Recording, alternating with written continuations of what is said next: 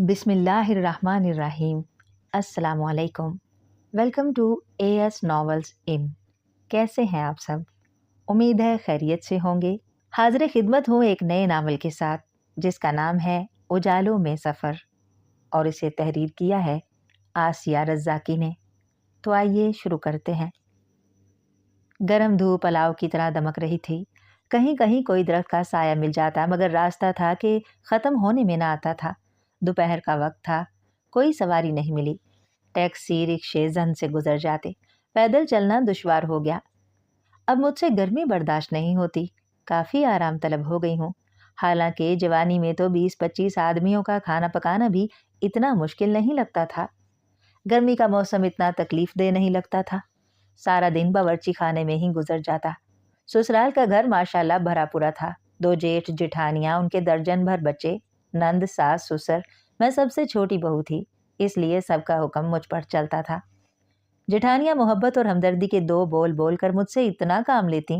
मैं थी कमसिन और भोली। उनकी बनावटी मोहब्बत के एहसान से सरशार होकर सारे काम कर डालती। फिर बाद में तो सब लोग अलग अलग हो गए और सालों में ही कभी किसी से मुलाकात होती। सास का हुक्म घर पर चलता था। जब मैं अकेली रह गई तो मुझको उन्होंने लोंडी समझ लिया। मैं भी सबके अहकाम पर आंख बंद करके चलती रही। घर में कोई चपकलिश मुझे पसंद न थी। मियाँ मेरी कदर करते थे। मैं उन्हें पुरसुकून और आरामदेह माहौल देना चाहती थी। उसमें मेरी इज्जत थी। खुदा खुदा करके रास्ता ख़त्म हुआ। मेरा घर नजर आ रहा था। बाहर से ही घने पेड़ों में घिरा हुआ, हरियाली और खुनकी के एहसास से दिल बशाश सा हो गया। रास्ते की थकन और गर्मी का एहसास मिट गया। गेट खोलकर अंदर दाखिल हुई। सायादार दरख्तों के बीच से गुजरते हुए एक अनोखी सरखुशी का एहसास हुआ। सुबह ही मैं दोनों तरफ लगे पेड़ों में पानी लगा देती थी और दरमियान की बजरी की सड़क पर खूब छिड़काव करती थी। इसलिए घर में घुसते ही ठंडी छांव की तमानियत के एहसास से सरशार हो जाती थी। मैंने अपने इस घर को बड़ी मोहब्बत से सजा बना कर रखा था। अंदर कमरे में ज़हरा सफाई कर रही थी। गैलरी में उसने भी गीला कपड़ा फेरा था, इसलिए पंखे की हवा में भी ठंडक थी। उसने मुड़कर मुझे देखा और मुस्कुराती हुई किचन की जानिब चली गई। अब वो मेरे लिए खाना लाएगी। मुझे घर पहुंचने में कुछ देर हो गई। रास्ता भी तो तवील था। दरअसल मैं घर से तो सुबह से ही निकली थी। दूर के अजीज के यहाँ मौत हो गई थी। लड़के दफ्तरों में मसरूफ, मैं ही खुशी गमी में अपना वजूद हर जगह पहुंचाती थी। सुबह शाहिद मुझे वहां छोड़ाया था। मेरे कहने पर चंद मिनट वो वहां बैठा भी था। मेरे बेटे बहुत फर्मा बरदार थे। मुझे उन पर फख्र था। ज़हरा खाना लाई और मेरे साथ ही खाने लगी। वो मेरे इंतज़ार में भूखी बैठी रही। मेरी बच्ची बहुत सादा और मासूम है। पूरे घर की जिम्मेदारी उसने संभाली हुई थी। खाना पकाना, सफाई, कपड़े धोना, इस्त्री करना, मेहमानों की आवभगत, सब कुछ वो ही करती थी। मैं तो हर माह सौदा मंगा देती थी, उसके बाद ज़हरा ही सब कुछ करती। बाज़ औक़ात उसके हाथ के खाने इतने लजीज होते कि सब हैरान हो जाते। सिलाई कढ़ाई और निटिंग में भी माहिर थी। मैंने उसे खुद कुछ नहीं सिखाया था, मगर वो सब कुछ जानती थी। बीए के बाद तो वो घर में रहकर हर वक्त मसरूफ़ रहने लगी थी। आखिर मेरा खून था उसकी रगों में। घर को बनाने संवारने की जो जिद्दोजहद मैंने की थी, वही असर उसने भी लिया था। यूं तो शाहिद राशिद की बीवियां भी घर में रहती थीं, मगर उन्हें किचन से तो दिलचस्पी नहीं थी। घर के और किसी काम से भी वास्ता न था।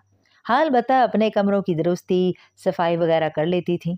ज़ाहरा बहुत कम गो और शर्मीली तबीयत की थी। उसकी अपनी भाभियों से भी ज़्यादा बेतकल्लुफ़ी न थी। अस्मा और फरी भी उससे कम ही मुखातिब होती। अलबत्ता उन दोनों में आपस में खूब दोस्ती और यगानगत थी। दोनों देवरानी जिठानी जेवर लिबास बनवाने में एक दूसरे के मशवरे पर अमल करती थी। मुझे बेहद खुशी होती थी। मेरे घर में कोई चपकलश नहीं। मैं बेज़रूरत हुकूमत की शौकीन नहीं। मेरी सास को ही शौक था।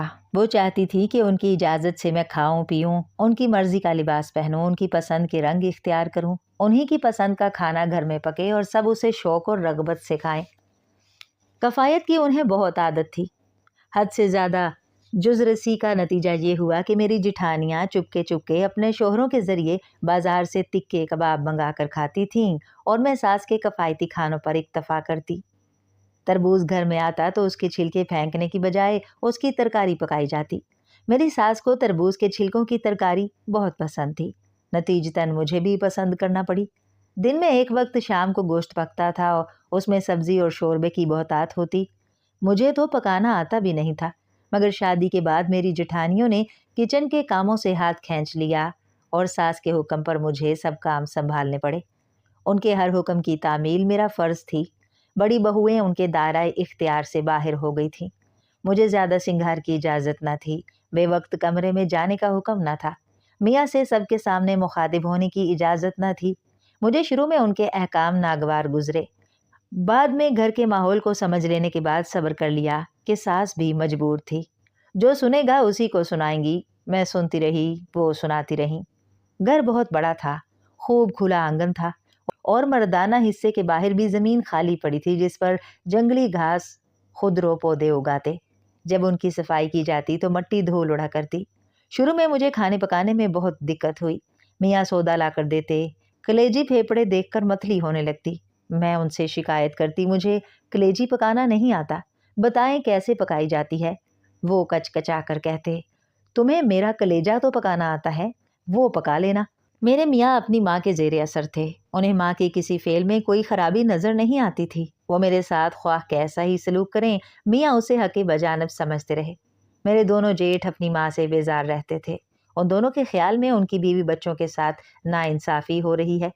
मेरे मियाँ को कभी एहसास तक नहीं हुआ कि उनकी बीवी बच्चों के साथ नाइंसाफ़ी हो रही है और इस फेल में घर के तमाम अफराद शरीक हैं। अजीब माहौल था। माँ बेटे महाज़राई में मसरूफ़ रहते। दादी पोतों में ज़िद बहस चलती। दादी पोतियों पर एतराज़ करती। पोतियाँ दादी में कीड़े निकाला करती। शुरू में मुझे बहुत उलझन हुई। ले देकर मेरे मियाँ ही थे जो अपनी माँ की खूबियों के राग लापा करते, आंख बंद करके उनके हुक्म की तामील करते। मैंने इस घर के तलख़ हालात देखकर दिल में तहैया कर लिया कि अपने घर का माहौल इससे मुख्तलिफ बनाऊंगी। मियाँ को अपने हाथ में करूंगी और बच्चों को साफ सुथरा चपकलश से पाक घर दूंगी। वक्त आने पर मैंने यही किया।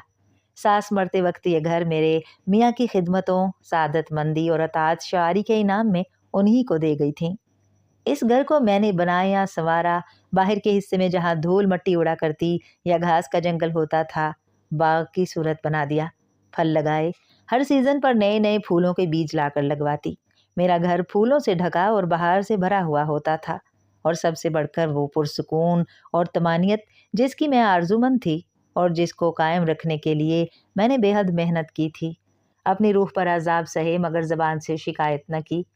कैसा कैसा तूफ़ान वजूद में छुपाए बैठी रही। अपने बच्चों को साफ़ सुथरी फ़िज़ा और मुतमईन पुरसुकून माहौल का आदी बनाने के लिए होंठ सिए रही और रवैये से भी किसी को अंदाज़ा ना होने दिया। मैं किसी भी चपकलश की रवादार न थी। माहौल इंसान को बनाता है और अगर बचपन ही उलझन की फ़िज़ा में बसर हो तो इंसान फिर आदतों को बदलने पर कादिर नहीं रहता। मैं अपने बच्चों को अपना आदी और मतवाला बनाना चाहती थी, अपने करीब करना चाहती थी, मगर इस तरह के वो मेरी आदत और रवैयों के कदरदान रहें। शाहिद और राशिद दोनों में बहुत दोस्ती थी। ज़हरा और जाहिद एक दूसरे से बहुत करीब थे। जाहिद बचपन में काफ़ी बीमार रहा, उसका असर अभी तक बाकी था। वो दुबला पतला था। ज़हरा उसकी खुराक का बहुत ख्याल रखती थी। ज़हरा सबका ख्याल रखती थी। वो बहुत ज़िम्मेदार और मेहनती थी। शायद उसमें मेरा असर आया था। चूँकि मैंने ससुराल में अपनी नातजर्बाकारी की बदौलत काफ़ी तकलीफ़ उठाई थी, इसलिए मैं ज़हरा को सब कुछ सिखा देना चाहती थी। गो कि मैंने उसे खुद से कुछ नहीं सिखाया मगर उसके शौक़ की हौसला अफजाई की। हम दोनों माँ बेटी में बहुत सी आदत मुश्तरका हैं। वो भी मेरी तरह सब्र व बर्दाश्त का मादा रखती है। मेरी तरह चुपचाप दुख सहती रहेगी मगर अंदाज से जाहिर नहीं करेगी। किसी से ज़्यादा बेतकल्लुफ़ नहीं होती। मेरी तरह हर हुक्म सर झुका कर मान लेती है। मैंने तो ज़िंदगी में बेशुमार हादसात बर्दाश्त किए थे।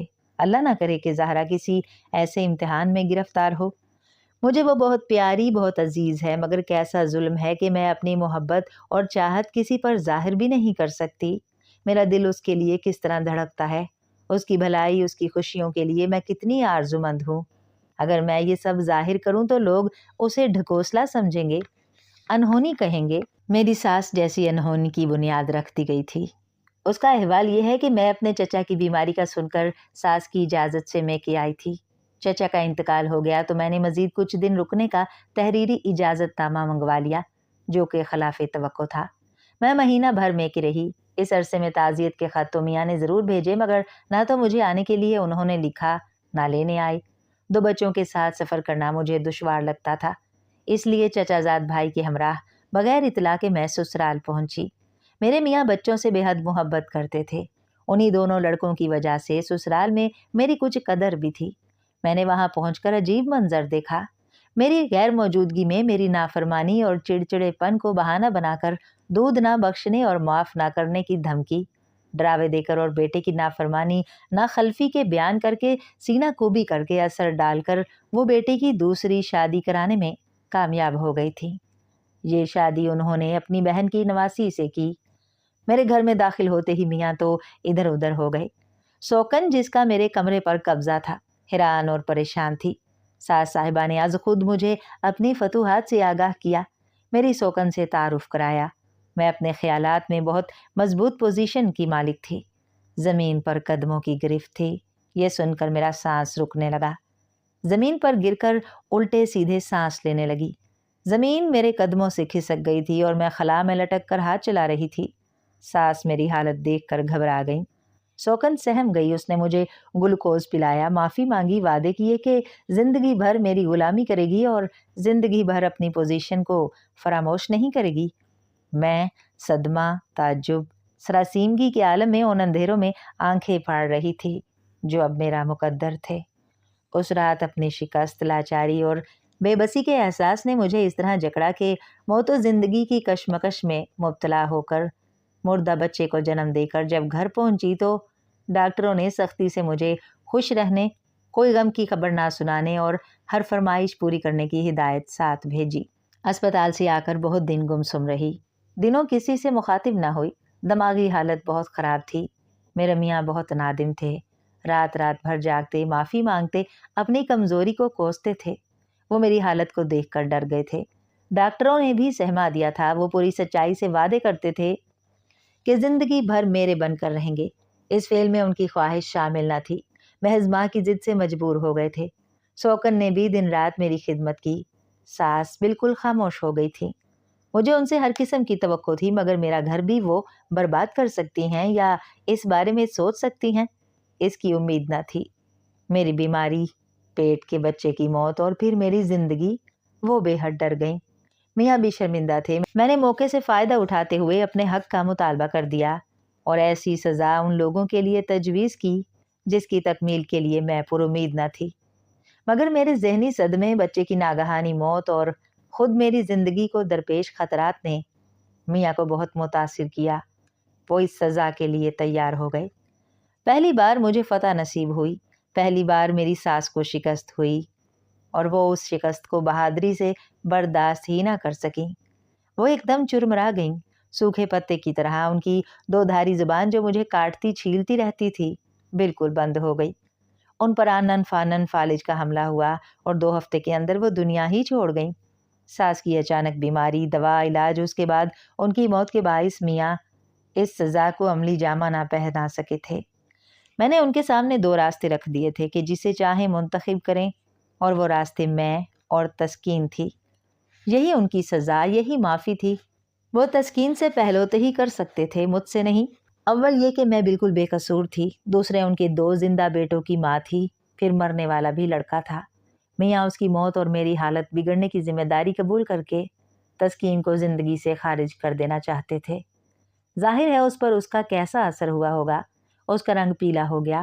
غم سے بیچارگی اور لاچارگی سے وہ بے جان سی ہو گئی. دھل ناپی کی دلکشی موت کی زردی میں تبدیل ہونے لگی. مگر موت آئی میری ساس کو. انہوں نے مر کر شکست قبول کی، مگر میں اس طرح ان کی شکست کی خواہاں نہ تھی. اپنی غلطی قبول کر کے بھی وہ تسکین کو بچا سکتی تھی. انہوں نے بلا قصور مجھے روحانی، قلبی اور ذہنی اذیت پہنچائی تھی. میں ساس کو سزا دینے کا تصور بھی نہ کر سکتی تھی. اصل میں قصور تو میرے میاں کا تھا. وہ ماں کی بے جا ضد کے سامنے کیوں جھکے؟ لیکن ساس کے مرنے کے بعد میں نے اپنی یہ سزا واپس لے لی. تسکین کو بلا کر اسے گلے لگا کر مژدہ زندگی سنا دیا. حیرت اور بے یقینی سے اسے سکتا سا ہو گیا. پھر وہ ایک چیخ مار کر مجھ سے لپٹ گئی. جانے ان 15 دنوں میں اس پر کیا گزرتی رہی ہوگی. بے ماں باپ کی بچی، میکے کا آسرا بھی نہ تھا. ایک بھائی تھا سو وہ بھی زیر تعلیم. نانی نے دونوں کو پرورش کیا تھا. انہوں نے اپنی بہن کی باتوں میں آ کر اپنا بوجھ اتار پھینکا. جسے ماموں کہتی تھی مجازی خدا بن گئے.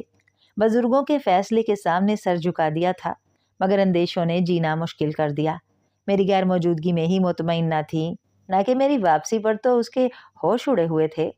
میری تازندگی غلامی کا عہد کر کے اس نے مجھ سے کچھ ہمدردی بٹور ہی لی تھی، لیکن ساس زندہ رہتی تو میں ہمدردی کا سلوک اس سے نہ کرتی۔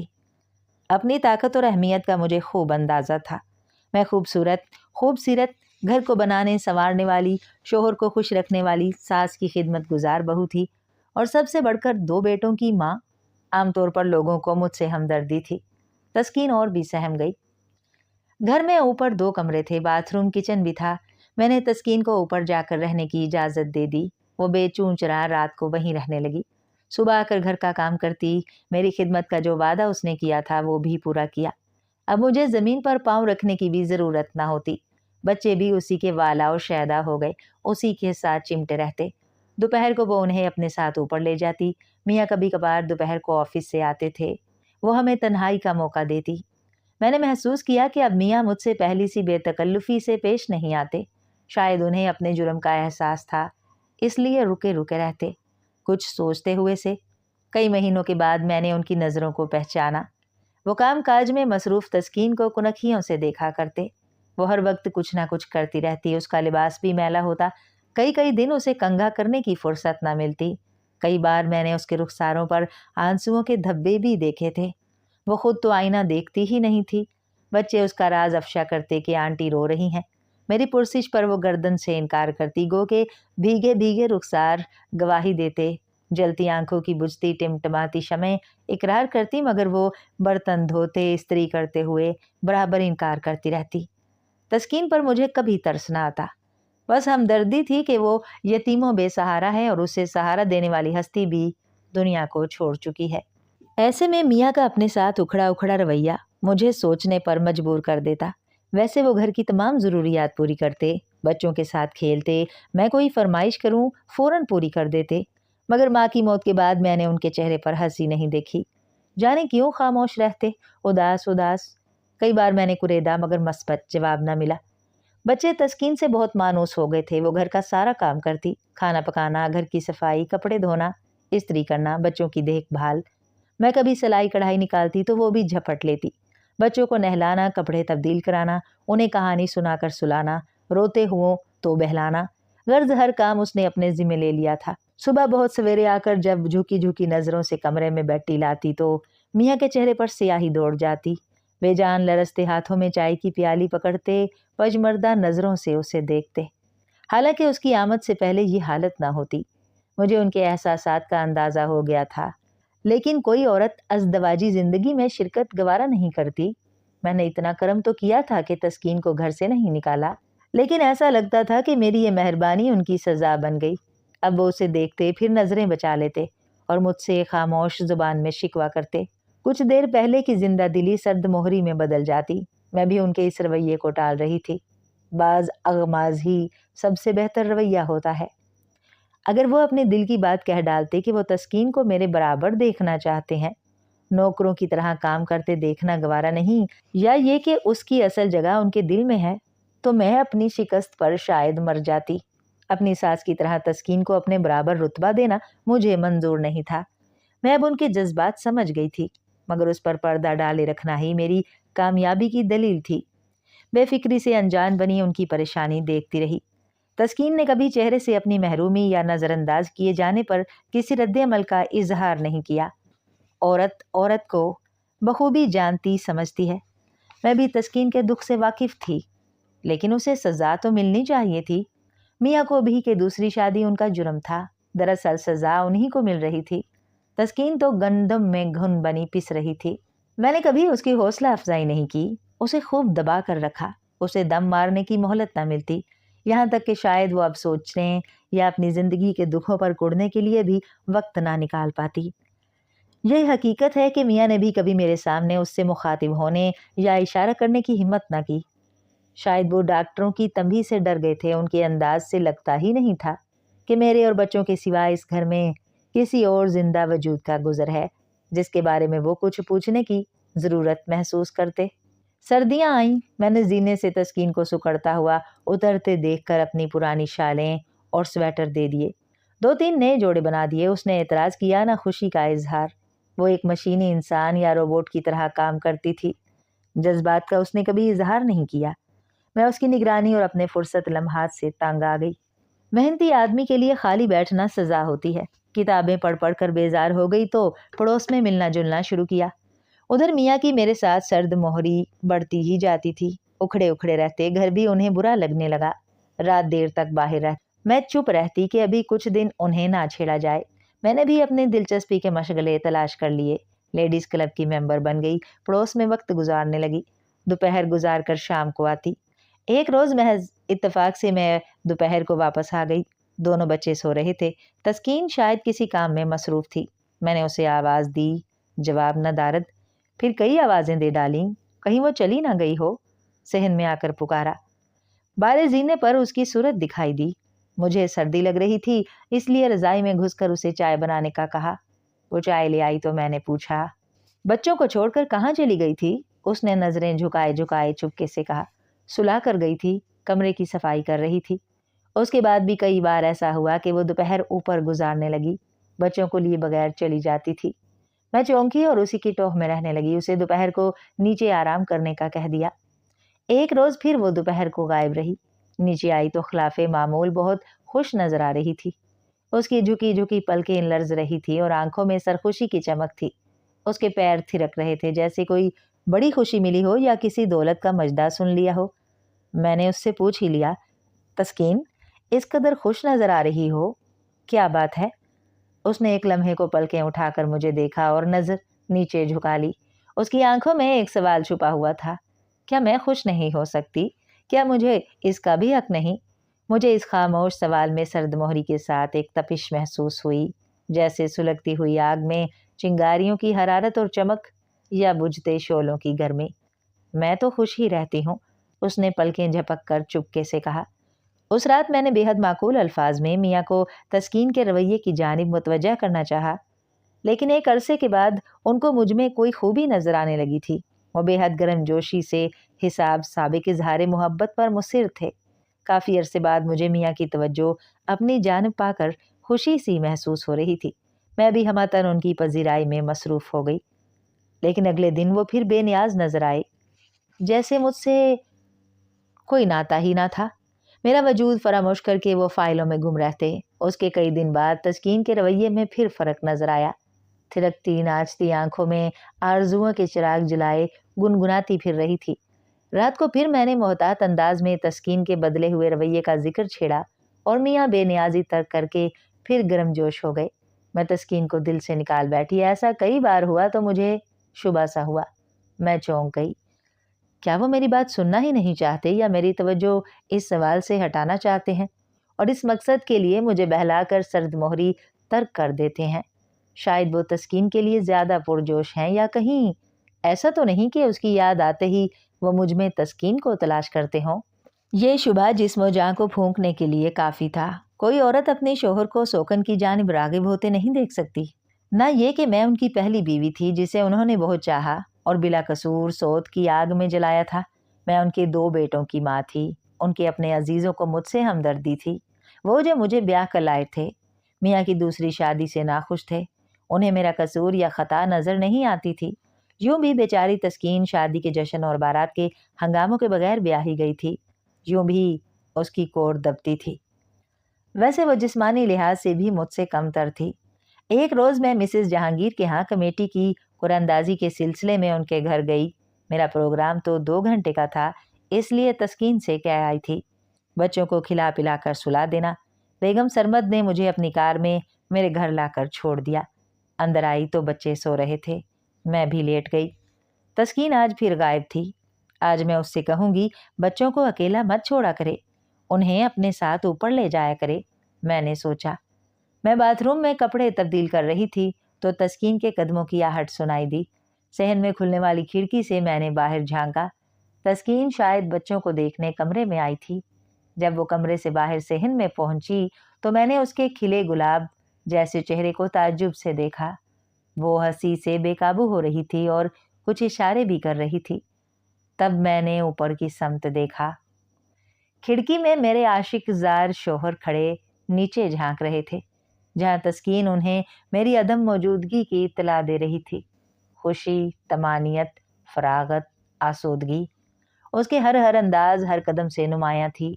میرے جسم میں کانٹے سے چبھنے لگے، آتش بازی کی طرح نیچے سے اوپر تک سلگتی ہوئی، پھٹنے کو بے قرار آگ کی تپش میں اپنے وجود میں محسوس کر رہی تھی۔ شدت رنج سے آواز بند ہو گئی، گلے میں کچھ اٹکنے لگا۔ وہ بہت مسکراتے اتراتے ہوئے زینے سے قدم قدم نیچے آ رہے تھے۔ نیچے آ کر بے حد شفقت اور دلجوئی کے انداز میں تسکین کا سر ہلایا، پھر ہاتھ ہلاتے گھر سے باہر چلے گئے۔ تسکین پھر اوپر چلی گئی۔ اب میں سمجھی، میرے غیر موجودگی میں یہاں یہ کھیل کھیلا جا رہا ہے۔ کئی منٹ تو میں غصے کی آگ میں کھولتی رہی۔ گرم تپتی ہوئی لہریں میرے اوپر سے گزر رہی تھی اور میں ساکت کھڑی تھی۔ چند سال پیشتر وہ اپنی ماں کی نظریں بچا کر میرے ساتھ ایسا کھیل کھیلتے تھے۔ وہ پرانے کھلاڑی تھے۔ کیا ہوا جو پارٹنر تبدیل ہو گیا؟ اچانک اس احساس نے میرے قدم اکھیڑ دیے کہ میں ان میں سے کسی کو سرزنش بھی نہیں کر سکتی۔ وہ کوئی گناہ نہیں کر رہے تھے۔ تسکین ان کی بیوی تھی۔ میری اچانک بیماری قبل از وقت زچگی اور میری ذہنی کیفیت کے دگردوں ہونے سے وہ نادم ہو گئے تھے، مگر اب وہ جذبات فنا ہو چکے تھے۔ غلطی میری ہی تھی، گرم لوہے پر چوٹ لگانے کی بجائے اسے اپنے گلے میں باندھ لیا تھا، ورنہ آج تسکین کہاں ہو؟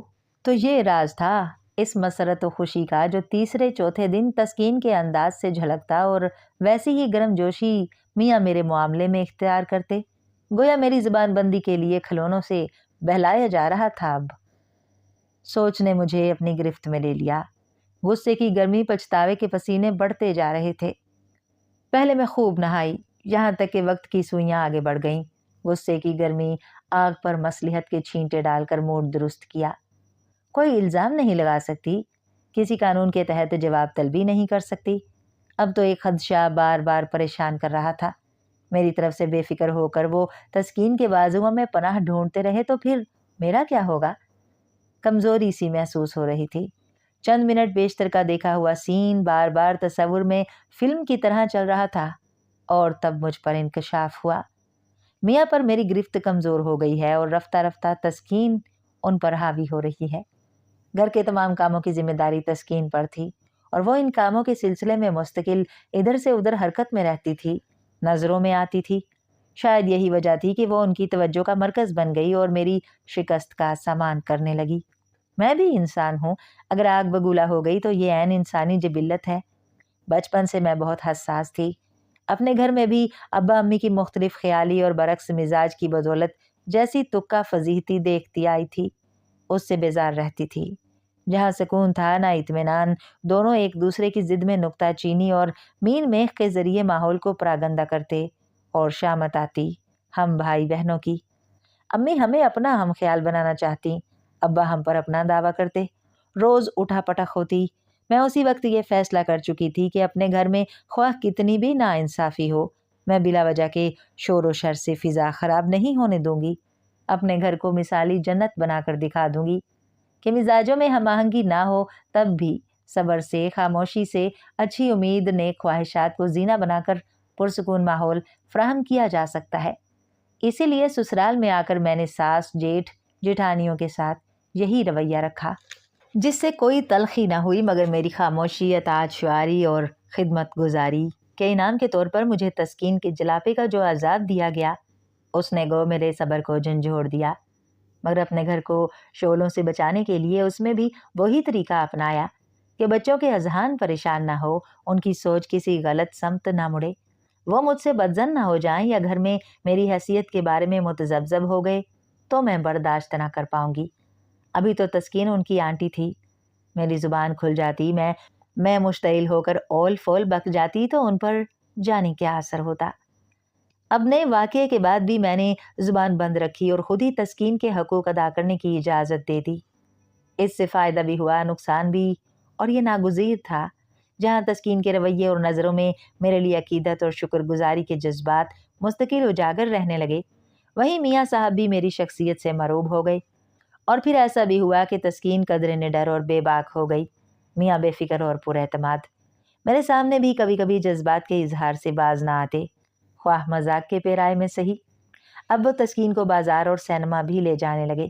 پارک میں بچوں کے بہانے سیر کو بھی چلے جاتے، صرف میں ان کے ساتھ نہ ہوتی۔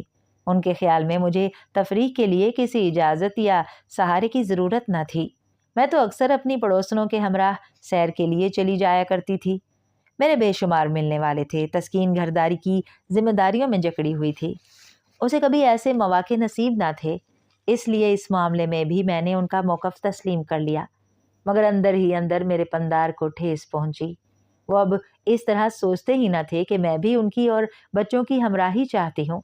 خود اپنی زبان سے فرمائش کرنا مجھے گوارا نہ تھا کہ اس میں بھی میری شکست ظاہر ہوتی۔ میں تو گھر کو جنت بنانے کی دھن میں لگی رہی۔ ماحول اور فضا صاف ستھری ہو اور پرانے گھر کی درستگی بھی ضروری ہو گئی۔ میاں کی ترقی ہوئی اور وہ ببانگ دہل کہنے لگے کہ تسکین کی قسمت سے ہوئی ہے۔ میں خاموش رہی۔ اب میں زیادہ صبر اور برداشت کی عادی ہوتی جا رہی تھی۔ ان دنوں میاں تسکین پر زیادہ ہی مہربان ہو رہے تھے۔ میں بھی سیر و تفریح کو زیادہ وقت دینے لگی۔ گھر سے جتنا زیادہ باہر رہتی طبیعت بحال رہتی، گھر آ کر تھکن کا احساس ہوتا۔ میاں تسکین کے پاس ہی رہنے لگے تھے۔ میں تنہا بستر پر پڑی رہتی اور تسکین کی طرف نظر اٹھا کر دیکھنے کو بھی دل نہ چاہتا۔ میری سسرال کے بعض لوگ میری ہمت اور حوصلہ مندی کی تعریف کرتے کہ گھر کو فضول قسم کی چپکلش سے پاک رکھنے میں میرا ہاتھ ہے۔ مجھے خود اس بات کا یقین تھا، اسی لیے تسکین کی طرف ان کی توجہ دیکھ کر گھر کی دیواروں کو ہلتا ہوا محسوس کرتی اور حوصلے سے اس عذاب کو سہتی رہی کہ کبھی تو میرا عروج ہوگا، میری اہمیت بڑھے گی۔ جب میرے بیٹے بڑے ہوں گے میں فخریہ احکام دوں گی اور میاں کو بھی اس کو ماننا پڑے گا۔ میں ایک بار پھر ماں بننے کے مراحل سے گزر رہی تھی۔ تسکین کسی کام سے اندر آئی تو میں نے دیکھا وہ بے حد پجمردہ، اداس اور بے چین ہے۔ میاں آفس کے کسی کام سے دوسرے شہر گئے ہوئے تھے۔ شاید ان کی جدائی اسے گوارا نہ تھی۔ میری ساس کے وقت کی پرانی دائی اس وقت بھی میرے پاس تھی، بے حد تجربہ کار اور ہوشیار تھی۔ اس سے پہلے دونوں لڑکوں کی بار بھی وہی بلائی گئی تھی، اس لیے اس مرتبہ بھی میں نے اسے بلا لیا تھا۔ اس نے بتایا کہ تسکین بھی اسی پوزیشن میں ہے، یعنی ماں بننے والی ہے۔ میں حیرت سے دم بخود رہ گئی۔ کافی دن سے میں نے تسکین کو بغور نہیں دیکھا تھا اور میاں کی بے توجہی پر کڑتی رہتی تھی، لیکن ساتھ ہی انہیں اپنی جانب راغب کرنے کی بھی کوشش کرتی رہتی۔ لیکن وہ ان کا زیادہ تر وقت تسکین کے پاس گزرتا تھا۔ میں سمجھتی تھی کہ انہیں ان دنوں میرا خیال رکھنا چاہیے، میری خوشی کا، راحت کا سامان کرنا ان کا فرض تھا، لیکن وہ میرے پاس ہوتے تب بھی ان کا دھیان تسکین میں ہی رہتا۔ انہوں نے ایک بار بھی مجھے یہ نہیں بتایا کہ وہ بھی اسی پوزیشن میں ہے۔ شاید اسی وجہ سے وہ آج کل تسکین کے قریب رہتے تھے۔ وہ کمزور تھی اور پہلی بار ماں بننے والی تھی، اسی لیے وہ آج کل بہت سستی سے کام کرتی تھی اور اکثر اس کی طبیعت کی خرابی کی وجہ سے میاں اس کے لیے ناشتہ بنا کر اوپر لے جاتے تو مجھے بہت غصہ آتا۔ اس وقت میں اس شک میں مبتلا ہوتی کہ وہ جان بوجھ کر بہانے بنا کر میاں کو اپنی طرف کھینچ رہی ہے۔ مجھے اپنی خیال کی کمینگی پر بہت شرم آتی۔ اس وقت کھڑکی سے میں نے تسکین کو زینے پر چڑھتے دیکھا۔ وہ بے حد نکاہت سے آہستہ آہستہ ایک ایک سیڑھی چڑھ رہی تھی۔ لگتا تھا اسے قدم اٹھانا بھی دشوار لگ رہا ہے۔ میں نے دائی کو اوپر بھیجا کہ تسکین کو دیکھائے۔ وہ آئی تو بتایا کہ وہ بے حد کمزور ہے، خون کی کمی کی وجہ سے نکاہت ہے۔ اس کی حالت بہت پتلی ہے اور ممکن ہے کہ چند گھنٹے بعد وہ بھی فارغ ہو جائے۔ اس انکشاف نے مجھے مزید حیران کر دیا، مگر میں اس قدر تکلیف میں تھی کہ اس پر زیادہ توجہ بھی نہ کر سکی۔ جب میں نے ایک خوبصورت بچی کو جنم دیا تو مسرت کی ایک لہر میرے رگوں پہ میں دوڑ گئی۔ میرا جی چاہ رہا تھا کہ کاش میاں کہیں نہ جاتے، وہ میری اس خوشی میں شریک ہوتے۔ تسکین کے ہاتھ کی سلی ہوئی فراک میں بچی بہت پیاری لگ رہی تھی۔ ایک خوشی کی گدگدی میرے دل کو شاد کرتی ہوئی آرام کا باعث بننے لگی۔ مجھ پر نیند کا غلبہ ہوا۔ دائی اوپر تسکین کی خیر خبر لینے چلی گئی۔ میں خوب سوئی۔ بہت سویرے صبح دائی آئی۔ میں نے بتایا تسکین کی حالت ٹھیک نہیں۔ گھر میں کوئی مرد نہ تھا، میں خود اس پوزیشن میں تھی کہ کوئی مشورہ بھی نہ دے سکی۔ دائی چیزیں لے کر اوپر چلی گئی اور کچھ دیر بعد ہی جب مسجدوں سے اذانیں بلند ہو رہی تھیں، تسکین کے ہاں لڑکا پیدا ہوا۔ دائی نے مجھے آ کر بتایا۔ میں نے تسکین کے شاداں و فرحاں چہرے کو تصور میں لا کر پوچھا، بہت خوش ہوگی وہ؟ نا جی، میں نے ابھی انہیں بتایا ہی نہیں، لڑکا ہے یا لڑکی؟ دائی نے کہا۔ ان کی حالت ٹھیک نہیں، میں نے نیند کی گولی کھلائی ہے، 4 گھنٹے تو سوئیں گی، اس کے بعد میں ہی آ جاؤں گی۔ बच्चे को आपके पास लिटा दूंगी। वो बच्चे को मेरे पास लिटाकर दोपहर को आने का कहकर चली गई। बच्चा बेहद कमज़ोर दुबला पतला था। मेरे शाहिद और राशिद तो काफ़ी तंदुरुस्त पैदा हुए थे। दाई के जाते ही मुझे उस दुबले कमज़ोर बच्चे से नफ़रत का एहसास हुआ। अब तस्कीन की कदर बढ़ेगी, वो मेरी बराबरी करेगी। शायद मियाँ भी मेरी हैसियत फरामोश करके तस्कीन को ही ज़िंदगी का हासिल समझने लगे। नींद भाग गई। मैं उठकर बैठ गई। शाहिद और राशिद सो रहे थे। मेरी नन्ही मुन्नी बच्ची भी महवे ख्वाब थी। तस्कीन के बच्चे ने आंखें खोलकर मुझे देखा और बसोरने लगा। तभी दरवाजे पर दस्तक हुई। जाने कौन आया था, मैंने पुकार कर कहा। अंदर आ जाओ। कौन है? दाई गई थी। दरवाज़ा खुला था। एक लड़का अंदर आया। उसने बताया, जी बेबे यहाँ से गई थी तो किसी कार से टकरा गई। बहुत बुरा हाल है, अस्पताल में है, टांग टूट गई है और बहुत जख्म आए हैं। अब्बा ने कहा कि आपको इत्तला दे दें, आप इंतज़ार ना करें, कोई और इंतज़ाम कर लें। वो दाई का बेटा था। मुझे उसकी हालत पर बहुत अफसोस हुआ। लड़के को पैसे देकर और अच्छी तरह इलाज की ताकीद करके रुखसत किया। उसके जाते ही मुझे एहसास हुआ कुदरत मेरा साथ देना चाहती है। वाहिद गवाह दाई थी जो सख्त जख्मी हालत में हॉस्पिटल में है। अपनी बढ़तरी और बुलंद हैसियत को कायम रखने के लिए उससे बेहतर मौका नहीं मिलेगा। तस्कीन अगर जाग भी गई होगी तब भी दाई ने उसे कुछ बताया ही नहीं था। अगर दाई कभी मुझे मिली, मैं उसे समझा लूंगी, अपने मजबूत घर की बुनियादों को अंदेशों के जल्जले से बचा लूंगी। चुनाचे जाने कौन सा ताकतवर जज्बा था।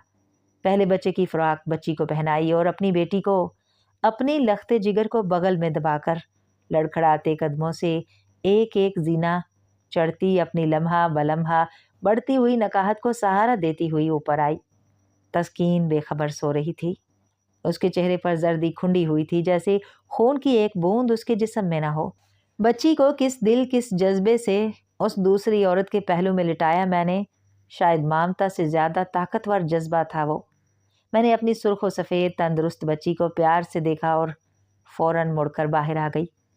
ज़मीन पर मजबूती से पैर जमाती हौसले को बहाल करती हुई नीचे आई और बिस्तर पर ढह गई। तीनों बच्चे बेखबर सोए हुए थे।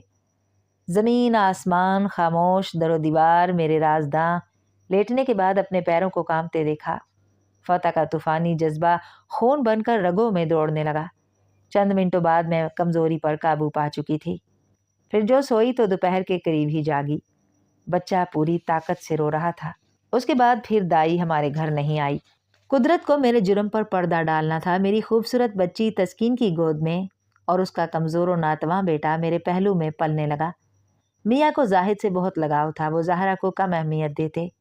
मुझे मालूम था उन्हें जज्बाती तौर पर बेटों से दिलचस्पी है। फिर भी मेरा जी चाहता वो ज़हरा को भी प्यार करें, गोद में लें। गो कि अब मेरी मुकम्मल फतह हो चुकी थी, फिर भी जाहिद से लगाव देखकर अंदर ही अंदर अपनी शिकस्त मान लेने को जी चाहता। बच्चे की पैदाइश के बाद तस्कीन की सेहत मुसलसल गिरती रही। उसका बेटा भी बीमार रहता। मुझे उससे दिलचस्पी नहीं थी। मैं तो ज़हरा को गोद में लिए रही। जाहिद रोता रहता। मियाँ कहते, जाहिद को तुम्हारी तवज्जो की ज़रूरत है, मुझे लड़कियाँ अच्छी लगती हैं। मैं कहती, और बीमार बच्चे तो ज़रा नहीं बर्दाश्त होते, मगर तुम अपनी बेजारी और बेतवज्जही से उसे मज़ीद बीमार बना रही हो। खुदा के लिए ये भी तुम्हारा अपना है।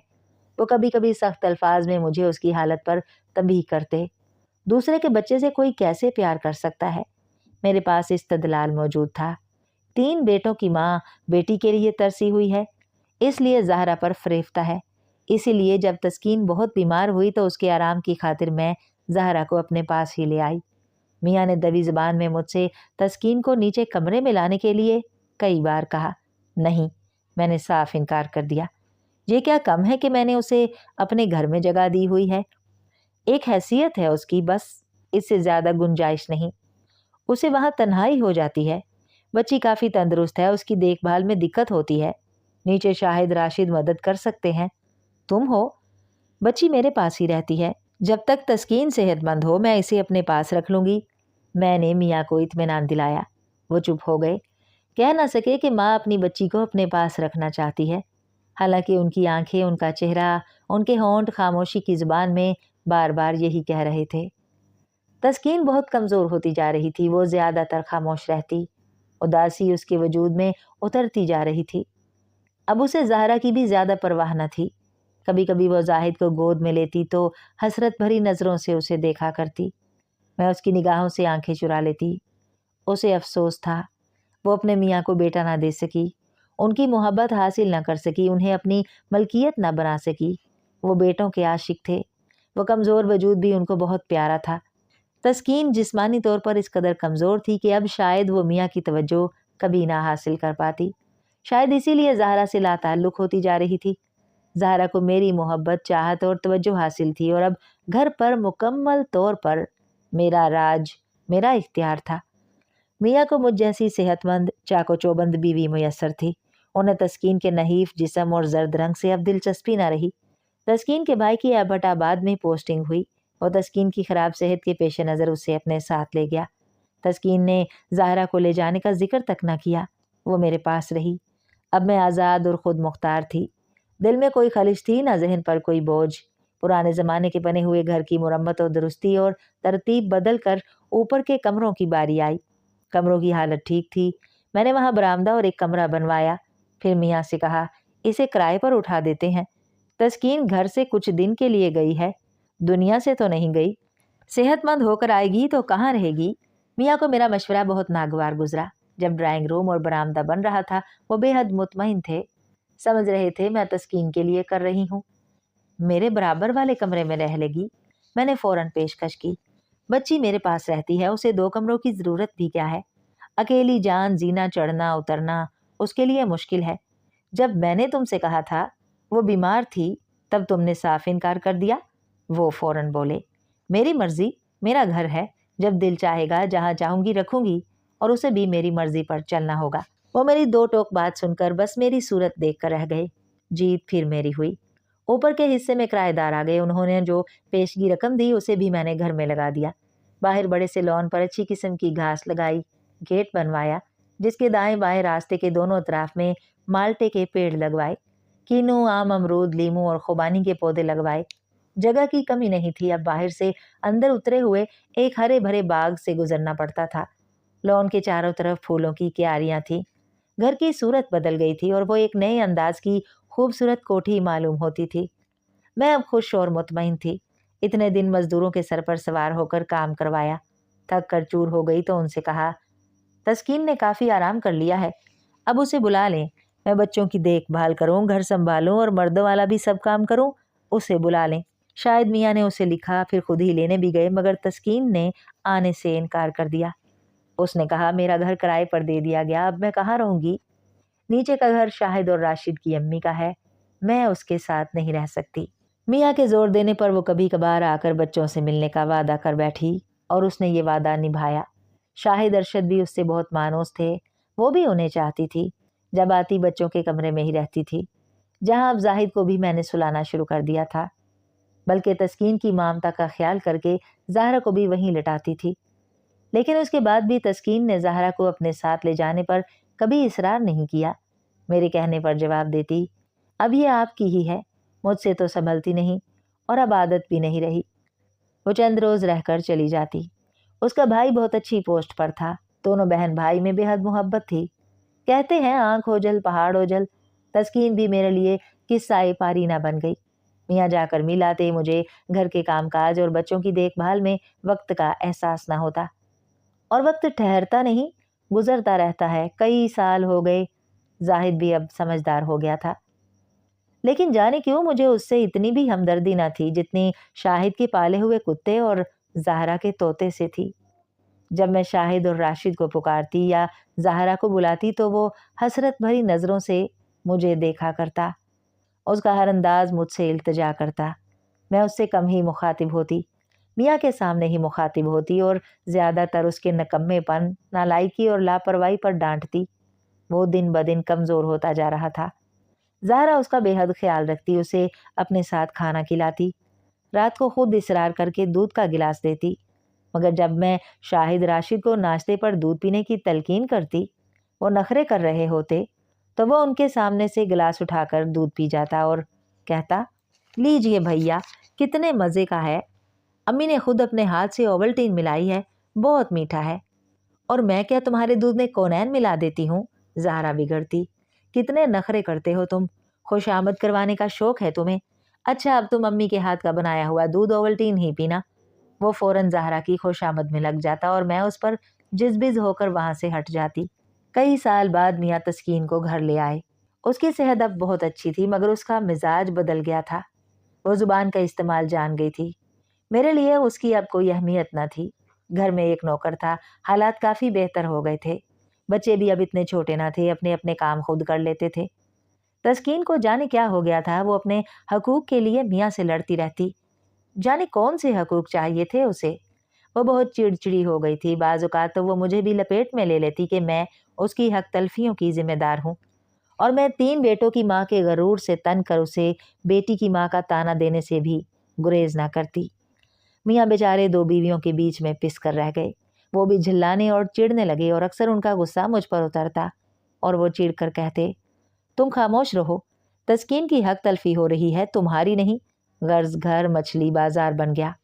उसका नतीजा ये हुआ कि बच्चे भी सहमे हुए रहने लगे। जब वो बाप से पहली सी मोहब्बत और तवज्जो ना पाते तो बदमिजाजी से ज़िद करते। वो मसाइल में उलझे हुए बच्चों को डांटते और मुझसे शिकायत करते कि मैं बच्चों की देखभाल नहीं करती, उन्हें वो तवज्जो नहीं देती। इस नामानूस फिज़ा की जिम्मेदार वो मुझे ही ठहराने लगे। मैं अब चुप हो गई। वाकई मुझे उन दोनों के मामलात से सरोकार ना रखना चाहिए। मैं चुप हुई तो तस्कीन की ज़ुबान और तेज़ हो गई। वो हर बात, हर मामले में मेरी बराबरी करने लगी। मियाँ उसकी हर तरह दिलजोई करते, दिलासे देते। तस्कीन फिर बीमार हो गई। उसमें बर्दाश्त का मादा न था। हालांकि पहले वो सब्र बर्दाश्त से वक्त गुजारती थी, मगर अब बीमारी के बाद वो ज़्यादा बेसब्र और नाशुक्री हो गई थी। यहाँ तक कि वो सुबह से बिस्तर संभाल लेती। उसका भाई हमारे घर से 100 मील दूर रहता था। उसे इस इलाके में आए चंद माह ही हुए थे कि तस्कीन फिर उसके पास चली गई। वो अब मेरे साथ गुजारा करने पर राजी न थी। उसे भी अलग घर की ख्वाहिश थी। उसने ज़हरा को ले जाने का नाम तक न लिया। मैं जानती थी वो जिद और तनतने में ऐसा कर रही है। मियाँ ने एक कारोबार में शिरकत कर ली थी ताकि 2 बीवियों के अखराजात पूरे कर सकें। उनको उनमें काफ़ी फ़ायदा हो रहा था। बच्चे आला दर्जे के स्कूल में पढ़ रहे थे, फिर कॉलेजों में आ गए। हमारे घर की फ़िज़ा बहुत खुशगवार हो गई थी। जब शाहिद राशिद ने अमली ज़िंदगी में कदम रखे, मुलाज़मतें करके मेहनत की ज़िंदगी अपनाई, तो उनकी शादियाँ मैंने अपनी पसंद से कर दी। उन दोनों के लिए अलग-अलग 2 कमरे बनवा दिए। घर में सुकून था, बहुएँ भी खुश थीं। फलदार पेड़ों में फलों की और फूलों के पौधों में फूलों की बहुतायत थी। मेरा घर नमूना था, जन्नत का नमूना, दिलकश, आसूदा हाल और मेरी मेहनतों कोशिशों का समर। घर का माहौल ही तो था मेरा इनाम। उस दिन दोपहर को खाना खाते हुए राशिद ने दबी ज़बान से कमरे की तंगी का जिक्र किया। शाहिद ने हमनवाई की। मुझे खुद भी एहसास था उनके लिए एक कमरा गुंजाइश के लिहाज से कम है। जहेज के सामान से भरा हुआ। दोनों बहुएं ने अपना कुल सामान अपने अपने कमरों में सजाया हुआ था। अगर दोनों एक एक सोफा ड्राइंग रूम में रखवा देती तो कमरे में काफ़ी गुंजाइश निकल आती, मगर मैंने ये बात उनसे नहीं कही। अलबत्ता बरामदे के साथ एक एक कमरा और बनवाने का सोचने लगी। उनके अब्बा ने रसान से तजवीज़ पेश की। शाहिद ने मुंह बना लिया। राशिद ने कहा, अब्बा जीना चढ़कर घर में दाखिल होने की क्या ज़रूरत है, जब नीचे इतना बड़ा घर है। बड़ा अजीब सा लगता है। कई दिन बाद शाहिद ने बहुत खुश होकर कहा, मैंने जगह देख ली है। 2 कमरे, ड्राइंग डाइनिंग बड़े आराम से बन सकता है। किचन बाथरूम की जगह भी है। मैंने सोच ली है। कौन सी जगह? जहाँ माल्टों के पेड़ है ना अम्मी, वो काफ़ी खुली जगह है। फिर वो सड़क के साथ है। नहायत खूबसूरत जदीद वज़ा का बंगला बन सकता है। दरअसल वो मेरी हैरान सूरत देखकर रुका, फिर नदामत के अंदाज में झींपते हुए लहजे में बोला, फरी के रिश्तेदार बहुत आते हैं ना, आप लोग डिस्टर्ब होते हैं। नहीं, ऐसी तो कोई बात नहीं। फरी के अजीज हमारे अपने हैं, गैर तो नहीं। मगर अम्मी वो हिस्सा खाली पड़ा हुआ है, मैं खुद अपने खर्च से बनवा लूँगा। कौन सा हिस्सा? मैंने तस्दीक के लिए पूछा। जहाँ माल्टों के पेड़ हैं, बेहतरीन जगह है, गेट के नज़दीक, सड़क के साथ। क्या कह रहे हो शाहिद? मैं तिल मिला गई। माल्टों के पेड़ कटवा दिए जाएं? फलदार पेड़? अरे हर साल कितना फल उतरता है जानते हो? बेकार। अम्मी बाजार में फलों की कमी है क्या? और मैं तो माल्टे खाता भी नहीं। शाहिद लापरवाही से कह रहा था। मैं हैरत से उसे देखने लगी। मैंने किस कदर मोहब्बत से माल्टे, किन्नू, आमों के पेड़ों की आबियारी की थी, किस तरह उन्हें मौसम के सर्दो गर्म से बचाया, कीड़ों से महफूज रखने के लिए हर माह दवाओं का इस्तेमाल, उनके लिए खाद बहुत दूर से मंगवाती थी। میں نے उन पौधों पेड़ों को अपनी औलाद की तरह पाला था। क्या मेरे अपने बच्चे मुझे उनके लिए सर खपाते मेहनत करते नहीं देखते थे? उन्हें मेरे लगाव का, मेरी मेहनत का एहसास नहीं। अब जब इन पौधों के समर मिलने लगे तो शाहिद को ये जगह घर बनाने के लिए पसंद आ गई। हालांकि ये फल मैंने उन्हीं लोगों के लिए लगवाए थे, घर की जीनत और खूबसूरत फिजा के लिए। बेटा, ये हरे भरे पेड़ कितने प्यारे लगते हैं, और फिर मुफ्त के फल, फलदार पौधे तो नेमत होते हैं। लोग इधर से गुजरते हैं, ठिठक कर एक बार इन्हें जरूर देखते हैं, तारीफ करते हैं, घर जन्नत मालूम होता है। मैं उसे समझाने लगी। उसका मूड खराब हो गया। आपको दूसरों की तारीफ बहुत अच्छी लगती है, वो आपके लिए होती है। नहीं नहीं, मगर अभी तो हमने जी भर कर उनका फल खाया भी नहीं। मैं परेशान थी, शाहिद काफी गुस्से में था। बाद में मियाँ कहने लगे, जिद ना करो, लड़के जो कहते हैं वो उन्हें कर लेने दो। यानी अपना बाग उजाड़ दूं? मेरी आंखें इस तस्वुर से भीगने लगी। कितनी मेहनत करती हूँ मैं, कैसे अरमान से उनकी कलियों की मुंतजिर रहती हूँ, फिर हर फल को किस तरह एहतियात से पालती हूँ। उन्हें मेरी मेहनत और लगाव का भी अंदाजा नहीं। क्या किया जाए, उसे वही जगह पसंद है। मियाँ थकी हुई आवाज में बोले, तुमने भी तो अपनी जिंदगी से घर में कितनी तब्दीलियां की थीं। अब अगर बहुएं वही कुछ करना चाहती हैं तो। वो चुप होकर दूसरी समत देखने लगे। हाँ, की थी तब्दीलियां, मैं चिढ़ गई, मगर सास के मरने के बाद। इनसे कह दीजिए मेरे मरने का इंतजार कर लें।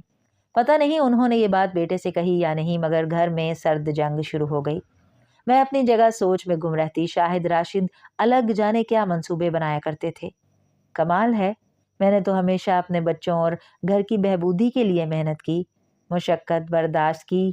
ज़हनी और कल्बी कोफत से ही मेरी इस मेहनत और खिदमत का ये सिला तो नहीं कि मेरे शौक से लगाए बाग को महज इसलिए काट दिया जाए कि वो जगह शाहिद या फरी को पसंद है। घर में जगह की कमी नहीं, ऊपर का हिस्सा मैंने इसलिए किराए पर दिया था कि माकूल रकम हर माह मिल जाती है, और उससे मैं अपने बाग के फल पौधे, पनीरी, बीजों, खाद वगैरह का खर्च निकालती थी।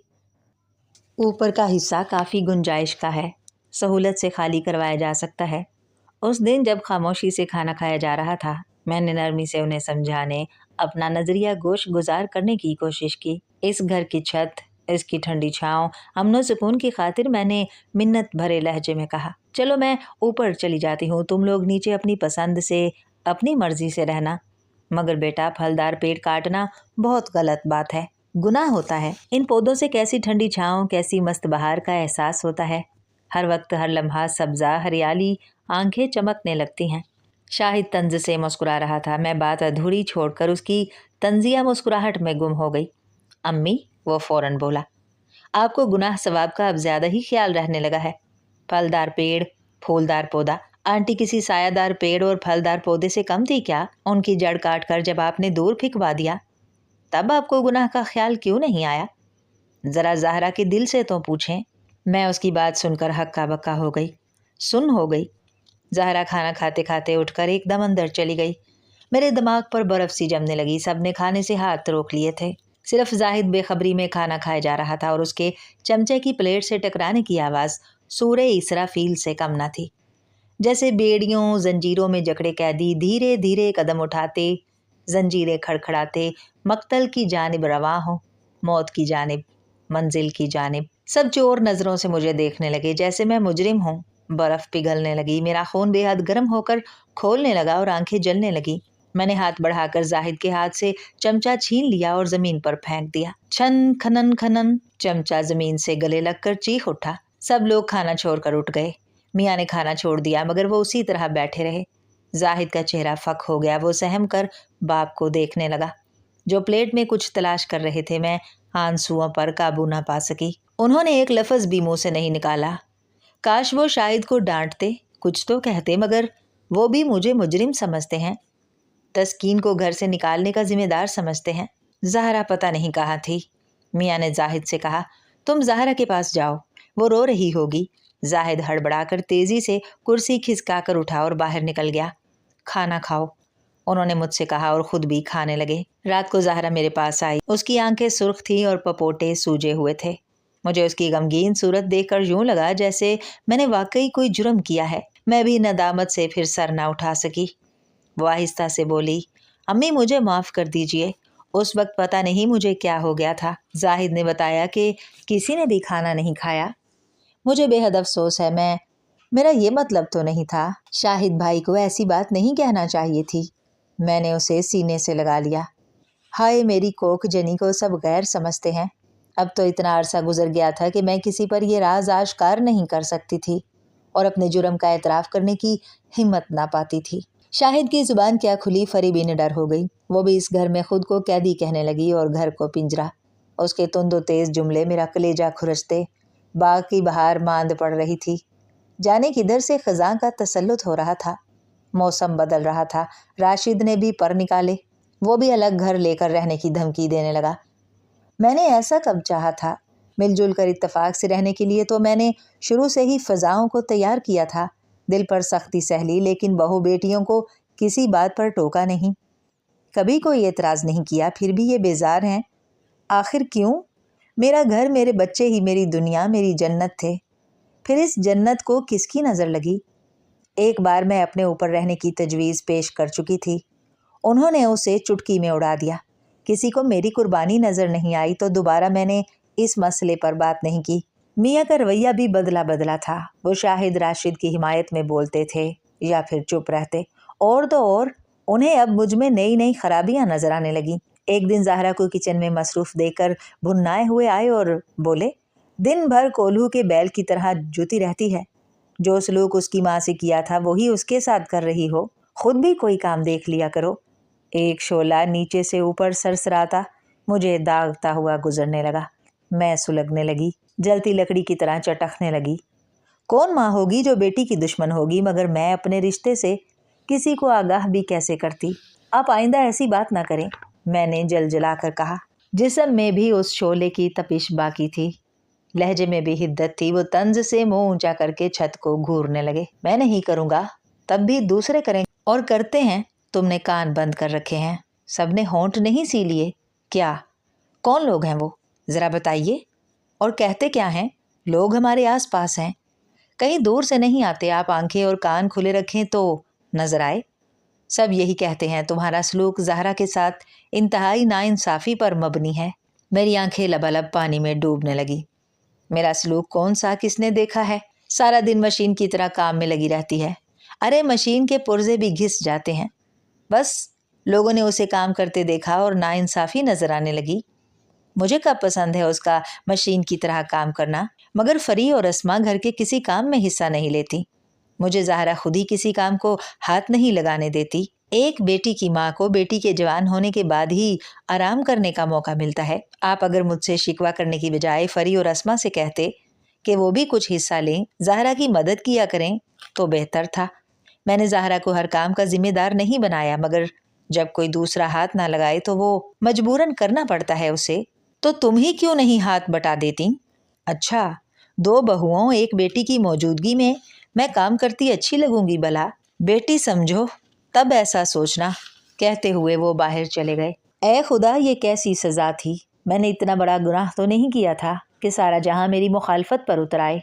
और मुखालफत भी कैसी, मेरे अपने लख्ते जिगर मेरे मुकाबले में खड़े हो गए और मेरी बेटी को मुझसे अलग समझा जा रहा था। मुझे अपनी बेटी का दुश्मन बनाया जा रहा था और मैं ज़ुबान खोलने पर कादिर न थी कि अपने जुर्म का एतराफ़ मेरी कमज़ोरी थी और इस कमज़ोरी के हाथों बड़े से बड़े इल्ज़ाम सहना मेरा मुकद्दर था। शाम का वक्त, ठंडी ठंडी हवा के साथ माल्टे के फूलों की मस्त करने वाली खुशबू सहन में उड़ती फिर रही थी। रात की रानी की तेज़ खुशबू माल्टे के फूलों की भीनी भीनी महक का मुकाबला कर रही थी। अजब खुशकुन नई किस्म की खुशबू थी। जाहिद ने पाइप से ज़मीन पर छिड़काव कर दिया था। ज़मीन की सौंधी सौंधी बू इन सब पर हावी हो रही थी। ज़ाहरा और जाहिद ने हस्बे मामूल कुर्सियां लाकर रखती थीं। शाम को सब लोग सहन में ही बैठे थे। कभी कोई मेहमान आ जाता, वो भी वहीं आकर बैठता। सूरज मगरिब की जानिब नीचे झुकने लगा। आसमान पर शफक ने जो रोशनी फैला दी थी वो भी अब मद्धम पड़ गई और वहाँ बैठने वाले नहीं आए। जाहिद और ज़ाहरा बरामदे में बैठे शतरंज खेल रहे थे। शाहिद राशिद कमरों से बाहर नहीं आए। उनके बाप मस्जिद गए हुए थे। मैं कुर्सी पर आराम और सुकून से आंखें बंद किए बैठी थी। चिड़ियों ने अपने अपने घोंसलों की राह ली थी और दरख्तों में एक दूसरे से लड़ रही थीं। उनकी मासूम आवाज़ें जमीन से उठती मट्टी की खुशबू और फूलों की महकार ने जैसे फिजा पर जादू कर दिया था। जन्नत और कैसी होती है। आहटें सी करीब आईं। मैंने आंखें खोल दी। शाहिद और राशिद खड़े थे। अम्मी, राशिद ने बात शुरू की, फिर क्या सोचा आपने? मैंने उन्हें हैरानी से देखा। अंधेरा हर समत अपनी चादर फैला चुका था। बरामदे से हल्की हल्की रोशनी बाहर आ रही थी और लड़कों का सरापा मुझे बहुत मध्यम नजर आ रहा था। किस बारे में बेटा? मैंने सीधे होकर बैठते हुए उन्हें कुर्सियों पर बैठने का इशारा किया। बैठने का वक्त नहीं हमारे पास, राशिद बेनियाजी से बोला। सिर्फ इतना ही पूछना है, आप हमें हमारा हिस्सा देने के हक में हैं या नहीं? हक? हिस्सा? मैं सुन हो गई। हाँ, इस घर में हमारा भी हिस्सा है। आप अपना हिस्सा रख कर बाकी हम तीनों भाइयों में तकसीम कर दें। निशानदही हो जाए तो हम अपनी मर्जी से घर बनवा लें। जमीन तो काफी है। मुझे तो गेट के पास वाली जमीन चाहिए, शाहिद जिद्दी लहजे में बोला। मैंने तुमसे कहा था मैं ऊपर चली जाऊंगी, तुम नीचे का पूरा घर। मैं बात पूरी ना कर सकी। पूरा घर? राशिद तंज से हंसा। वो अब ज़हरा को दे दीजिए। हमें खाली ज़मीन चाहिए। हमें ये पुराने ज़माने का खंडर किसी कीमत पर नहीं लेना। मुझे लॉन वाली ज़मीन दे दीजिए। अम्मी ज़हरा को खंडर भी नहीं देना चाहेंगी, शाहिद ने चुभते हुए लहजे में बात की। वो हमारी अपनी सगी नहीं, तस्कीन आंटी की बेटी है। अम्मी भला उसे क्या देंगी? उसकी माँ को ही क्या दिया धक्का। वो फिर हंसा। वही ज़हरा को मिलेगा, राशिद ने खुश दिली से कहा। नहीं दूंगी तुम्हें, चप्पा भर ज़मीन नहीं दूंगी। मैं इतने ज़ोर से चीखी कि मेरी आवाज़ फट गई। बरामदे में बैठे हुए ज़हरा और जाहिद चौंक कर उधर देखने लगे। जब मैं मर जाऊं तो हिस्से बखरे कर लेना, मैं कांपते हुए कहने लगी। अभी मैं इस बाग को उजड़ते नहीं देख सकती। अम्मी, अम्मी प्लीज़ कुछ हमारे बारे में सोचें। क्या हमको आराम और सुकून की ज़िंदगी गुजारने का हक नहीं? किसने कहा कि नहीं है? पूरा घर तुम्हारा है। मैं और तुम्हारे अब्बा ऊपर रह लेंगे। अम्मी, हम लोग अलग रहना चाहते हैं, आज़ाद ज़िंदगी गुजारना चाहते हैं। हम अपनी मर्जी से कोई फंक्शन नहीं कर सकते, किसी को बुला नहीं सकते। हम भी दूसरों की तरह जीना चाहते हैं। इतनी शर्म आती है जब मेरा कोई दोस्त इस घर के ड्राइंग रूम में बैठता है। Drawing room? फिजा का वो जादू की तरह फिजा में तहलील हो गया था। अब हर तरफ शोले रक्सां थे। कहाँ कोताही हुई मुझसे? कब मैंने इनके जहनों में खुद गर्जी के जरासीम बोए? किस तरह वो इतने बेहिस हो गए? क्यों वो माँ के जज्बात से बेखबर हुए? कैसे कैसे सवालात मुझे चुभ रहे थे। मैंने एक मकान देख लिया है, फरी को भी पसंद है। मैं आपसे इजाज़त लेने आया हूँ। मुझे भी ऑफिस की तरफ से एक बंगला मिल रहा है। अस्मा को घर बनाने संवारने की हसरत है। वो तो इस कदर प्रोग्राम बना रही है कि मैं हैरान हूँ। वो घर को शायद जन्नत बनाकर दम लेगी, राशिद ने पुरजोश लहजे में कहा। वो इस घर को भी जन्नत बना सकती है बेटा, मैंने लजाजत से कहा। ये घर आपका है अम्मी। अस्मा का घर वो होगा जो मैं उसे बना कर दूंगा। राशिद बेहद पुरएतमाद था। लम्हों में सदियों की दूरी माँ बेटे के दरमियान हाइल हो गई। ये किस तरह मुझसे इतने दूर हुए? कैसे कैसे? दिमाग एक सवाल को दोहरा रहा था। छत में जैसे कोई हथौड़ा मारा जाता है। वो मस्जिद से आए, उन्हें बेटों के इरादों की खबर हो गई। वो भी बुझ से गए, कुर्सी पर आकर ढह गए। कुछ देर खामोशी के बाद बोले, जिद छोड़ो, लड़कों को उनकी मर्जी कर लेने दो। मैं मियाँ को सामने पाकर निडर हो गई। हमेशा उन्हीं पर हुकूमत की थी, उन्हीं से ही मर्जी मनवाती रही थी। क्यों? अभी तो मैं जिंदा हूँ। लड़के अगर घर बर्बाद करने की जिद करें तो मैं उनको खुली छूट तो नहीं दे सकती। हमेशा अपनी ही जिद पूरी करती रही हो। दूसरों के एहसासात से इतना बेखबर रहना अच्छा नहीं, और दूसरे मेरे एहसासात से बेखबर रहें। वाह, अच्छा इंसाफ है। वो महज अपनी खुशी के लिए, बीवी की खुशनुदी के लिए ही जिद पर उतरे हुए हैं। तुमने भी तो अपनी खुशी और बर्तरी के लिए। वो कुछ कहते कहते रुक गए। मैं समझ गई उनके जहन में तस्कीन का ख्याल था। हमारा वक्त गुजर गया, अब इन लोगों का जमाना है। ये सब इन्हीं का है, इन्हें खुशी से दे दो। हम लोग कहीं ले जाने से तो रहे। ये बात उनकी समझ में क्यों नहीं आती? मैंने चिढ़कर कहा और अंदर आ गई। ज़हरा खाने के इंतजार में मसरूफ थी, खामोशी से बर्तन लगा रही थी। मैंने उसे गले से लगाकर चूम लिया। मेरी बच्ची, मेरी जिंदगी मेरे पास है, मेरे हर हुक्म पर सर झुकाने वाली, मेरे एहसासात से बाखबर। ज़हरा के बालों से शैम्पू की खुशबू आ रही थी। उसके बाल बेहद चमकीले और दराज थे। उसकी आंखें और चेहरे का कट बिल्कुल अपने बाप जैसा था।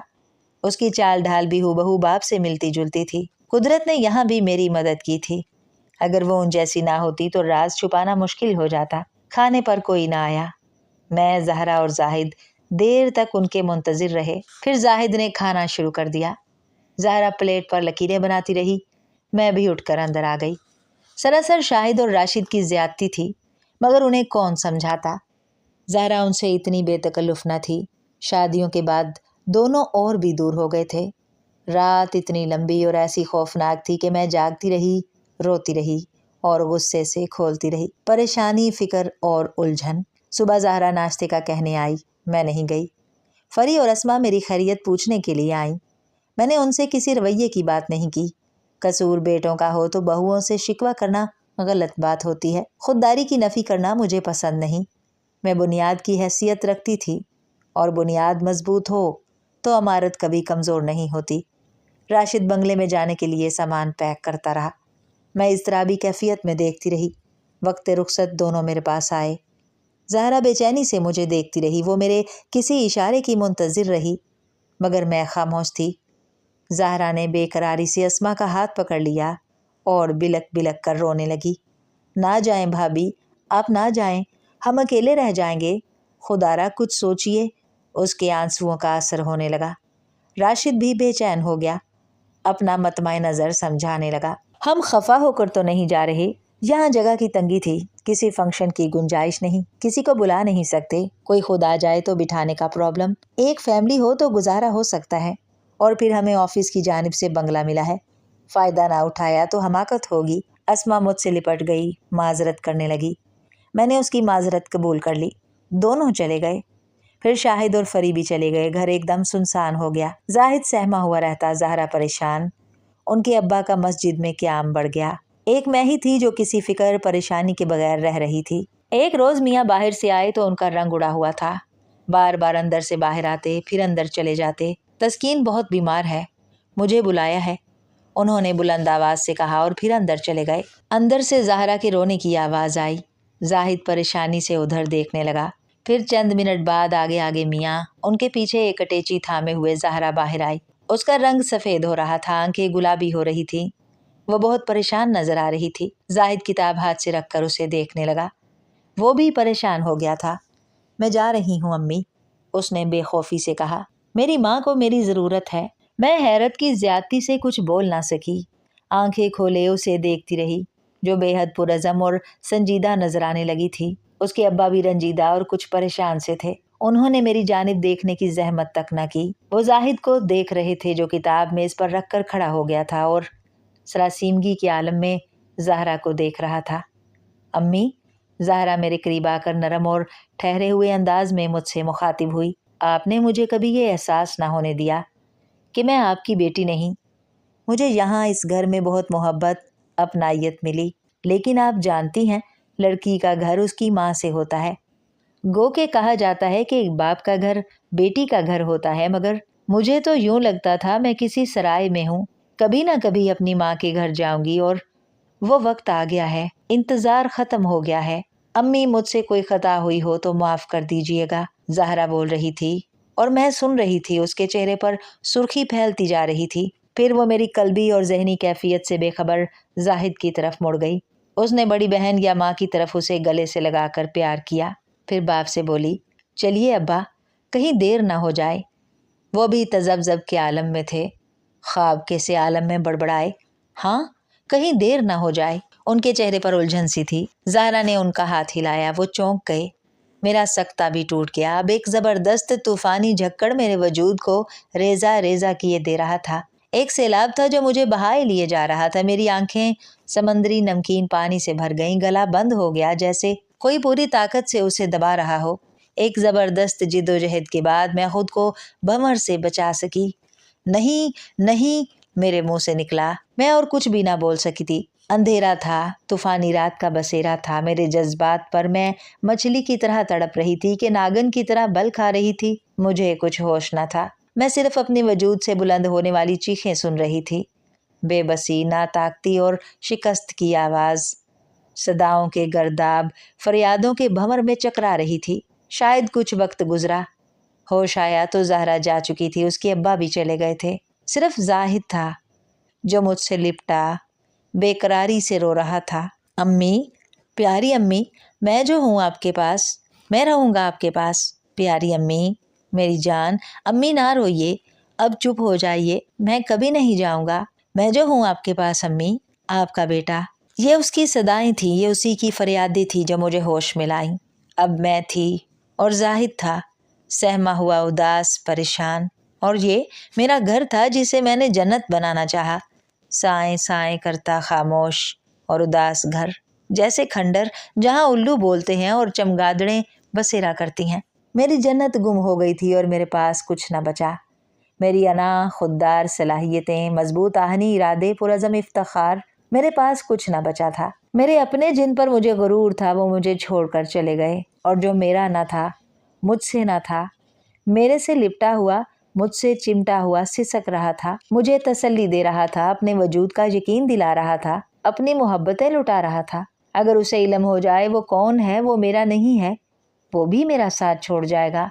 मैं कराहने लगी। हकीकत कितनी खौफनाक है। मैंने जाहिद को मजबूती से पकड़ लिया। मुझे सहारा चाहिए। रात हो गई, कायनात तारीकी में डूब गई।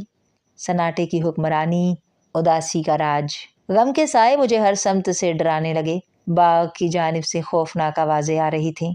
हवा फराटे भरती गुजर रही थी और दरख्तों की शाखें एक दूसरे में उलझ रही थीं। पत्ते शोर मचा रहे थे। हवा बहुत तेज थी, शायद आंधी आ गई थी। आधी रात हो गई तो जाहिद नींद में मस्त हो गया। मेरे कंधे पर सर रखकर सो गया। मुझे उस पर प्यार आ गया। मैंने उसे एक छोटे बच्चे की तरह आगोश में समेट लिया। अम्मी, मेरी अम्मी, वो सोते में बड़बड़ाया। मेरा बच्चा मेरे मुंह से निकला। मैंने उसको बाजुओं में समेट कर उसके घुंघरियाले बालों को संवारा, उसकी पलकें झपकीं और मुस्कुराया। फिर मेरे सीने से चिमट गया, हुमक कर और करीब हो गया। मैं उसे हसरत भरी नज़रों से देखती रही। मैंने उसे कभी इस काबिल ना समझा कि उसे खुद से करीब करती, उसे प्यार करती। अपनी संगदिली पर आंखें जल थल हो गईं। आंसू के कतरे उसके मुंह पर गिरे तो वो जाग उठा। तुमने कुछ खाया नहीं है? उठो, कुछ खा लो मेरे बच्चे। मैं उसे उठाने लगी, जगाने लगी। मैंने तो कभी उसके खाने पीने की फिक्र नहीं की थी। ज़ाहरा ही उसके साथ लगी रहती थी। जाहिद भूख का कच्चा था, उसे भूख की बर्दाश्त न थी। आज सारी रात उसने बगैर खाए पिए मेरे पास बैठकर ही गुजार दी थी। भूख नहीं है अम्मी, आपके पास से उठने को जी नहीं चाहता। चलो मैं भी उठती हूँ, तुम्हारे लिए कुछ बना दूँ, मैंने खुद को संभाल कर कहा। वो चौंक कर उठ गया। आपको भूख लगी होगी। ओफो, मुझे तो ख्याल नहीं रहा। ठहरिए, मैं आपके लिए किचन से कुछ लाता हूँ। वो मेरी खबरगिरी करने लगा। वो ज़ाहरा की कायम मकामी कर रहा था। खाना गर्म करके लाया। फिर रात के 3 बजे आमने सामने बैठकर इस तरह हमने खाना खाया कि लुकमा बनाकर मैं उसके मुंह में डाल रही थी, वो मेरे मुंह में। वो बेहद खुश था। यूं लगता था उसका बचपन उसे वापस मिल गया है। मैंने उसको बचपन में जिस तवज्जो से महरूम रखा था, आज उसकी तलाफी कर रही थी। घर का सूनापन भी अब इतना होलनाक नहीं रहा था। जाहिद की आवाज़, उसका वजूद था, और ये भी गनीमत था। वो मेरे पलंग पर लेट गया और फौरन सो गया। मैं उसके बालों में कंघा करती रही। उसके सोने के बाद मैं उठकर तख्त की जानिब आई। तभी दरवाजे पर जोर की दस्तक सुनाई दी। सन्नाटे में ये आवाज़ बम के गोले की तरह लगी। रात गुजर चुकी थी, सुबह होने वाली थी। इतने सवेरे कौन आया? मैं डर गई और मासूम बच्चे की तरह जाहिद से चिमट गई। वो फौरन जाग उठा। मेरे डरे हुए चेहरे पर नज़र डालते ही समझ गया। दूसरी दस्तक पर वो उठकर बाहर चला गया और मेरा दिल इत्मीनान से भर गया। बड़ी तकवीयत सी हो रही थी। मेरा मुहाफिज, मेरा बेटा मेरे पास है, मैं तन्हा नहीं हूँ, फिर मुझे डरने की क्या ज़रूरत? जाहिद मुस्कुराते हुए वापस आया। अम्मी, आप ऐसे ही डर गईं? अब्बा हैं, भला चोर क्या दस्तक देकर आते हैं? मैं ना कह सकी। आते हैं बेटा, बाज चोर दस्तक देकर भी आते हैं और सब कुछ लूट कर चल देते हैं। सुकून, चैन, इत्मीनान। ये जो इतनी रात को वहां से चल कर आए हैं तो जाने क्या कहने सुनाने, मेरा सुकून लूटने आए हैं। कहीं तस्कीन। वो बहुत थके हुए थे। मेरी सवालिया नज़रें उनके चेहरे पर जमी की जमी रह गईं। मेरे चेहरे पर खौफ और अंदेशों की परछाइयाँ उन्होंने देख ली थीं। शायद कोई सवाल भी मेरी आंखों में था। वो समझ गए। पजमर्दगी से बोले, बस ऐसे ही आ गया, तुम लोगों के ख्याल से। खैरियत है? जाहिद बेटा, जाओ अपने कमरे में जाकर सो जाओ। जाहिद के चेहरे पर तबस्सुम और इत्मीनान के अक्स गहरे हो गए। वो सर खुजाते हुए अपने कमरे की तरफ चला गया। मैं उनको देखती रही। सदमा, बेबसी اور شکست کے بے درد لمحات میرے وجود کو اپنی گرفت میں لینے لگے۔ آنکھیں جلنے لگی، بھیگنے لگی۔ زہرا کو پہنچا آئے، وہ خوش ہوگی کیا وہ سب؟ میں جانے کیا کہنا، کیا پوچھنا چاہتی تھی۔ الفاظ میرے جذبات کا ساتھ نہیں دے رہے تھے۔ وہ تخت پر لیٹ گئے، پھر اٹھ کر ٹہلنے لگے۔ پتہ نہیں کیسا اضطراب تھا انہیں۔ ہاں خوش ہے، تسکین بھی اب بہتر ہے۔ وہ پھر تخت پر لیٹ گئے۔ انہیں کیا بے چینی تھی؟ میں فکر مندی سے انہیں دیکھتی رہی۔ تسکین تو بہت خوش ہوئی ہوگی زہرا کو دیکھ کر، ہیں؟ وہ بے خیالی میں بولے، کروٹ بدل کر مجھے دیکھا۔ خوش؟ ہاں زہرا بہت خوش ہے۔ زہرا کی خوشی کی خبر نے، اس کے تصور نے میرے رگوں میں ٹھنڈا لہو دوڑا دیا۔ میاں پھر تخت سے اٹھ کر ٹہلنے لگے۔ زہرا خوش ہے، میں نے سوچا۔ تسکین اپنے بیٹے کو دیکھنا چاہتی ہے، انہوں نے رک کر کہا۔ میں سناٹے میں انہیں دیکھ کر رہ گئی۔ وہ کھڑکی میں چہرہ گھسا کر باہر کچھ دیکھنے لگے۔ وہ زاہد سے ملنا چاہتی ہے، اسے اپنے ساتھ رکھنا چاہتی ہے، اپنے بیٹے کو۔ بم کا گولہ پھٹتا تو شاید میں اتنی خوف زدہ نہ ہوتی۔ خوف، اور وہ بھی بے سہارا ہونے کا، آخری سہارا کھو دینے کا خوف۔ میری رگوں میں برف جمنے لگی، خون کی روانی سست ہو گئی، شاید میرے پیر بھی کانپ رہے تھے۔ اپنا بوجھ مجھے کس قدر ناقابل برداشت معلوم ہو رہا تھا۔ زاہد، سرسراتی ہوئی ناقابل یقین باریک آواز میرے منہ سے نکلی۔ ہاں، انہوں نے جواب دیا۔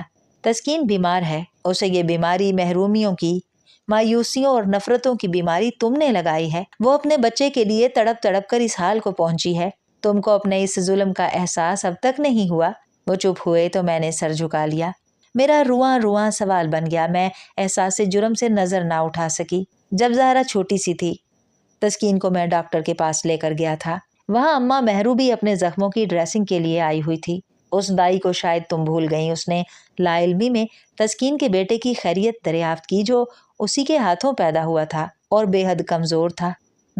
مجھے اسی دن تم سے شدید نفرت ہو گئی تھی۔ تمہاری خباثت، بددیانتی اور خود غرضی کا یہ روپ ناقابل برداشت تھا میرے لیے۔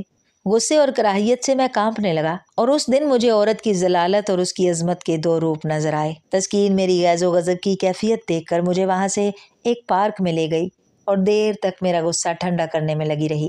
بعد میں اسی وقت اس نے مجھ سے وعدہ لیا کہ میں اس راز کو راز ہی رہنے دوں، اپنے بچوں کی خاطر، زہرا کی خاطر جو تسکین کی گود میں پل رہی تھی۔ وہ تمہارا اس وقت کا فرض ادا کرنا چاہتی تھی جب تم نے ازراہ مہربانی اسے اپنے گھر میں رہنے کی اجازت دے دی تھی۔ میرے جرائم، میرے گناہ کی تفصیل میرے میاں بیان کر رہے تھے۔ تسکین کی عظمت، تسکین کی شرافت کا بیان ہو رہا تھا۔ میں گم سم زمین میں دھنس رہی تھی۔ کاش اپنی برتری کے شوق میں ذلت کے اس مقام تک نہ پہنچی ہوتی کہ اپنے مجازی خدا کی زبانی اپنے بدترین جرم کا حال سنتی۔ مجھے اور تسکین کو یہ بات 20 برس پہلے معلوم ہو گئی تھی۔ انہوں نے مجھے طنز سے دیکھا۔ کاش تم نے بدباطنی کا یہ مظاہرہ نہ کیا ہوتا۔ اپنی قدر تم نے اپنے ہاتھوں کھو دی۔ اس وقت تک میں تمہاری شخصیت سے مروب رہتا تھا۔ تم نے میری دوسری شادی کی غلطی کے باوجود تسکین کو اور مجھے معاف کر دیا تھا۔ تم میرے 2 بیٹوں کی ماں تھی۔ یوں بھی پہلی بیوی کی اہمیت، افضلیت دوسری کے مقابلے میں بہت زیادہ ہوتی ہے جبکہ وہ اولاد والی ہو، لیکن افسوس تم نے اپنے لیے کچھ نہ رکھا، نہ فخر، نہ قدرت، عزت، نہ وقار۔ اب بولو، کہاں ہیں تمہارے وہ بیٹے جن پر تم کو غرور تھا؟ وہ پلٹ کر میری طرف دیکھنے لگے۔ ان کی آنکھوں میں آج بھی تازہ تازہ غم و غصہ، نفرت و حقارت اسی طرح موجزن تھی جیسے ابھی ابھی ان کو میری بددیانتی کا علم ہوا ہو۔ ان کے چہرے پر سرخی تھی اور الفاظ زہر میں بجھے تیروں کی طرح میرے کانوں کے ذریعے دل کے پار ہو رہے تھے۔ اب میں زاہد کو لینے آیا ہوں۔ ایک ماں 20 برس سے اپنے جگر کے ٹکڑے کو اپنا بیٹا کہنے کے لیے ترس رہی ہے، تڑپ رہی ہے۔ کیا تم نے اس ماں کی خاموش چیخیں کبھی نہیں سنی؟ اس کے خشک آنسو نہیں دیکھے؟ اس کی فریاد پر دھیان نہیں دیا؟ ارے تم کیسی ماں ہو جو دوسری عورت کی مامتا اس سے چھین لیتی ہو اور اس کی دل جوئی بھی نہیں کرتی؟ تمہاری شقاوت کی بدترین مثال وہ وقت تھا جب تم نے اس کا گھر میں رہنا دوبھر کر دیا تھا، اس کی پناہ گاہ بھی چھین لی۔ اس طرح وہ اپنے بیٹے کے قریب تو رہتی، اسے دیکھ تو سکتی، مگر تم کو یہ بھی گوارا نہ ہوا۔ شاہدہ بیگم، تمہاری دی ہوئی بھیک اسے منظور ہوتی تو وہ زہرا کو تمہارے پاس نہ پھینک دیتی۔ اس کے بعد بھی تمہاری خباثت کے ثبوت ملتے رہے۔ زاہد کو بھی تم نے اپنی نفرت کا شکار بنایا۔ اسے اپنا بنا کر کبھی تو اسے اپنا بھی سمجھا ہوتا۔ मेरा समझ कर ही उसे कभी प्यार किया होता। तस्कीन ने तुम्हारे बच्चों के साथ क्या ऐसा ही सलूक किया था कभी? याद करो, वो कभी जिंदगी में इतना नहीं बोले, इतने तसलसल से उन्होंने कभी किसी से बात ना की थी। आज बोले तो कुछ बाकी ना छोड़ा। मेरे सामने एक गहरा कुआं था, बदबू, गलाजत, तारीकी में अटा हुआ। ये मेरा किरदार था उनकी नज़र में, मेरे शोहर की नज़र में, जिन पर मैं हुकूमत करती रही, जिनको मैं अपना समझती रही, वो मुझसे नफरत करते रहे। मेरे गुनाह, हर जुर्म, हर गलती से वाकिफ रहे। मैं जाहिद को ले जाने के लिए आया हूँ। चंद मिनट की खामोशी के बाद अब वो कदरे आराम से बोले। वो इज़्तिराब और बेचैनी ख़त्म हो गई थी। बरसों का जमा गुबार इजहार ख्याल इंकशाफ के रास्ते निकल गया था। उसकी माँ उसे सीने से लगाने के लिए बेकरार है। उसके सब्र का पैमाना लबरेज हो गया है। बीमारी ने उसकी सब्र की ताकत भी छीन ली है। अब मैं उसकी आखिरी ख्वाहिश पूरी करने के लिए तुम्हारे पास आया हूँ। देखना है आज भी तुम्हारा ज़र्फ साहब का रवायात बरकरार रखता है या वक्त की आवाज़ उसे जगाने में कामयाब हो गई है। बेजान दीवारें मेरे बेसकत हाथों की कमज़ोर गिरफ्त से फिसली जा रही थी। मैं कुएं की गहराई में उतर रही थी, गिर रही थी। सन्नाटा, तारीकी, मुस्तकबिल की मानिंद। अब्बा, मैं कहीं नहीं जाऊंगा। सन्नाटे में पहली सदा जिंदगी की नवीद बनकर रगों में सरायत करती हुई आंखों में चमक बनकर उजाला सा बन गई। जाहिद अंदर आ गया था। उसने मेरे कमजोर वजूद को अपने जवान बाजुओं में समेट लिया, उसी तरह जब कुछ देर पहले मैंने उसे आगोश मोहब्बत में लिया था, जब मेरी सोई हुई ममता जाग उठी थी। उस वक्त भी मुझे उसका सहारा दरकार था और इस वक्त भी मैं उसकी मदद की तालिब थी। वो होले होले कपकपा रहा था मगर उसके हाथों की गिरफ्त कमजोर न थी। मैं कहीं नहीं जाऊंगा अब्बा, अपनी अम्मी को छोड़कर, उसने मजबूत लहजे और गंभीर आवाज में कहा। उसने मुझे जकड़ लिया जैसे मैं एक नन्ही बच्ची हूँ और कोई मुझे उससे छीन रहा हो। खौफ मेरी रगों में जारी और सारी था। अंधे कुएं का सफर उजालों में खत्म हुआ। मियाँ की आंखों में दिए टिमटिमा रहे थे। बेटा, तुम्हारी बीमार माँ को तुम्हारी जरूरत है, वो बोले तो आवाज भीगी हुई थी जैसे वो लहरों के सफर से लौटे हों। वो तुम्हारी सूरत, तुम्हारी आवाज को तरस रही है। 20 बरस से तुम्हारी आहटों, तुम्हारे लम्स की मुंतजिर, उसे तुम्हारा सहारा जिंदगी देगा। जाहिद ने मुझे खुद में समेट लिया था। नहीं अब्बा, मैं नहीं जानता आप किस माँ का जिक्र कर रहे हैं। ये मेरी अम्मी हैं। मैं इन्हीं को जानता हूँ, इन्हीं को पहचानता हूँ। आपने आपने इससे पहले तो कभी ये नहीं कहा था कि। जाहिद रुक कर मेरा चेहरा देखने लगा। अम्मी बोलिए ना, आप ही मेरी अम्मी हैं, बोलिए, मैं आपको छोड़कर कैसे जा सकता हूँ। आप अब्बा से कहिए ना। हाँ बेटा, तुम ही मेरे बेटे हो। मैं अपनी आवाज़ को खुद ही नहीं पहचानी। मेरे प्यारे बेटे, मगर तुम्हारी एक माँ और भी है जो अपने जुल्म की कहानी खुद अपनी जुबानी कैसे कहती। आंसुओं में बहा दिया वो एतराफ मैंने। तुम हो खुश किस्मत शाहिदा बेगम, मियाँ ने होंठ काट कर कहा। तुम्हारे तमाम जुर्म कुदरत माफ करती आई है। खुदा के लिए उस औरत पर रहम खाओ। जाहिद बेटा, वो महरूमियों की तस्वीर है। उसने पूरी जिंदगी में एक खुशी भी नहीं देखी। मैं उससे वादा करके आया हूँ, उसे ये खुशी जरूर दूंगा। किसी की परवाह नहीं करूंगा। बेटा, उसे अपनी सूरत दिखा दे, कोई खुशी तो उसे मिल जाए। उसने एहसान का बदला चुकाने में ही पूरी जिंदगी गुजार दी और मुंह से एक लफ्ज भी ना निकाला। बेटा, वो ऐसी आला ज़र्फ है कि शायद दुनिया में कोई औरत उसकी बराबरी ना कर सके। बेटा, चलो उसकी ज़ियारत ही तुम्हारी खुशकिस्मती बन जाएगी। जाहिद का चेहरा जज्बात से सुर्ख हो रहा था। पेशानी की रग फूल गई थी। उसने मेरा हाथ पकड़कर सहलाया। अच्छा अब्बा, आपका हुक्म है तो मैं ज़रूर चलूँगा आपके साथ, मगर मैं अकेला नहीं जाऊँगा। अम्मी भी मेरे साथ चलेंगी। चलिए अम्मी, हम उन्हें देख आएं। मैं जाहिद के साथ खड़ी हो गई। मेरे कदम मजबूती के साथ ज़मीन पर जमे हुए थे और मैं बेहद एतमाद से कदम उठा रही थी। सुबह की उजली किरणों ने हमारा इस्तकबाल किया और चिड़ियों ने चहक चहक कर तराने गाए। मैं जाहिद के साथ गेट की जानिब जा रही थी तो सोच रही थी, वापस आकर तस्कीन के मशवरे से इस बाग की जगह शाहिद के लिए 2 कमरे बनवा दूंगी और लॉन के पिछले हिस्से में राशिद के लिए। मैं तस्कीन को अपने कमरे में रखूंगी ताकि वो अपने बच्चों के करीब रहे। मैं अपने सलूक की तलाफी कर दूंगी। शाहिद और राशिद को तस्कीन ही मना सकती है। हमारे बच्चे ही घर की बाहर हैं, वही फूल हैं, वही फल हैं। ज़रा सी जिद के लिए मैं इस जन्नत से अब महरूम नहीं रहना चाहती थी जिसमें बहार ही ना हो। मियाँ पीछे आ रहे थे। मैंने हसरत से उनकी जानिब देखा। माफ़ी तलब करती नज़रों को उनकी आंखों में पैवस्त कर दिया। वो रुक गए। میں بھی رک گئی، لگتا تھا وقت بھی رک گیا ہے۔ پھر ان کی آنکھوں میں ایک چمک سی لہرائی، شناسائی کی چمک۔ ان کے ہونٹ مسکرائے اور چہرے پر صبح کی روشنی نے تابناکی پھیلا دی۔ مجھے معافی مل گئی تھی، میں اجالوں میں سفر کر رہی تھی۔ ڈیئر لسنرز، امید ہے آپ کو یہ ناول پسند آیا ہوگا۔ اپنی پسندیدگی کے اظہار کے لیے لائک بٹن کو پریس کیجئے اور چینل کو لازمی سبسکرائب کیجئے۔ شکریہ۔